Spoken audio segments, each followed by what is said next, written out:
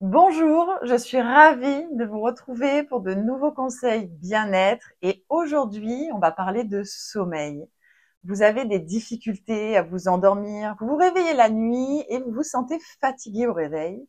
Le problème, ce n'est pas ce que vous faites, mais peut-être ce que vous ne faites pas. Et aujourd'hui, je vais vous donner 3 gestes qui peuvent vraiment améliorer vos nuits.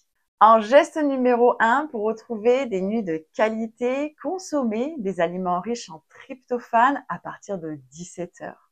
Le corps suit un rythme biologique. Le matin, il va fabriquer de la dopamine pour nous donner de la motivation. À midi, de la noradrénaline qui va booster nos capacités physiques et psychiques. En fin de journée, c'est la sérotonine qui prend le relais pour le bien-être et en début de soirée, la mélatonine pour favoriser l'endormissement. Et le tryptophane, c'est quoi? C'est un acide aminé essentiel. C'est-à-dire que le corps ne peut pas le fabriquer, on doit l'apporter par l'alimentation. Et il est le précurseur, c'est-à-dire la matière première, pour fabriquer la sérotonine qui elle-même se transforme en mélatonine. Mais le tryptophane met du temps à se transformer en sérotonine, d'où l'importance d'en consommer à partir de 17 heures. Donc si vous consommez des aliments qui sont riches en tryptophane au goûter et au dîner, vous allez favoriser une bonne fabrication de sérotonine et donc de mélatonine pour un sommeil profond et réparateur. À savoir aussi que le tryptophane rentre en concurrence avec d'autres acides aminés pour rentrer dans le cerveau. En revanche, quand il est consommé avec un peu de glucides, cela facilite son entrée et booste donc la production de sérotonine. Voici quelques exemples d'aliments riches en tryptophane. Le chocolat, la banane, les œufs, les viandes maigres, le sarrasin, les noix de cajou. Il existe un large choix d'aliments que vous pouvez combiner selon vos envies pour optimiser vos apports.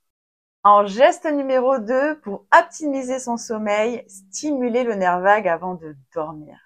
Le corps fonctionne comme une voiture automatique à 2 pédales. Vous avez le système sympathique qui est l'accélérateur, il met en alerte, il augmente la fréquence cardiaque, il prépare à l'action, au stress, c'est le mode survie. Et il y a le système parasympathique. C'est le frein, il met au repos, il apaise, il calme, il favorise la digestion. Et le nerf vague, c'est le nerf le plus long de l'organisme qui relie le cerveau au corps et qui active ce fameux mode parasympathique. Et la bonne nouvelle, c'est qu'on peut réactiver ce nerf juste avec quelques respirations lentes.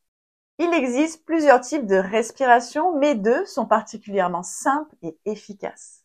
La cohérence cardiaque. Le principe, inspirer sur 5 secondes, expirer sur 5 secondes pendant 5 minutes. Cela va synchroniser le cœur et la respiration et envoyer un signal de détente au cerveau tout en activant le nerf vague. Vous retrouverez des tutos gratuits sur YouTube pour vous aider facilement à commencer la pratique. Et il y a la respiration abdominale. Gonfler le ventre à l'inspiration et lâcher à l'expiration. Ce mouvement va masser doucement le nerf vague et favoriser la détente profonde.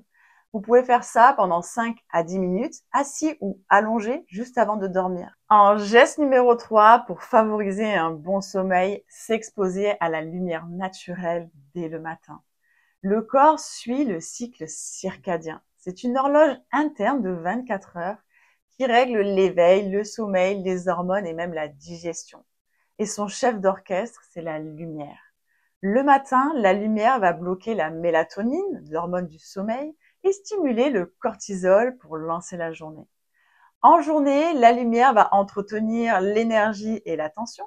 Et le soir, l'obscurité va relancer la mélatonine et prépare le corps au sommeil.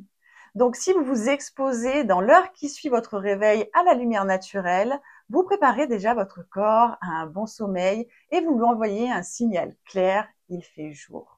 Résultat, votre horloge interne se cale et vous préparez un sommeil profond et réparateur. 10 à 15 minutes suffisent, même s'il fait gris, et pas besoin d'aller courir un trail à 6 heures du matin. Mais déjà, ouvrez vos fenêtres au moment où vous buvez votre boisson chaude, allez faire une petite balade ou alors balader le chien, c'est déjà parfait. Et attention à la lumière bleue des écrans le soir, qui fait croire à votre cerveau qu'il fait encore jour et bloque la mélatonine. Résultat, vous avez les yeux fatigués, mais le cerveau en hypervigilance. Pour conclure, bien dormir, ça se prépare. Un peu de tryptophane, quelques respirations, la lumière naturelle dès le matin. Ces 3 gestes simples peuvent vraiment vous permettre de retrouver des nuits plus profondes et réparatrices. On se retrouve dimanche prochain pour d'autres conseils bien-être. En attendant, n'hésitez pas à vous abonner si ce n'est pas déjà fait pour continuer l'aventure avec moi, à me mettre un like sur cette vidéo si elle vous a plu pour soutenir mon travail et me mettre en commentaire les sujets que vous aimeriez que je mette en lumière. Je vous souhaite une très belle journée. Prenez bien soin de vous, de l'intérieur comme de l'extérieur.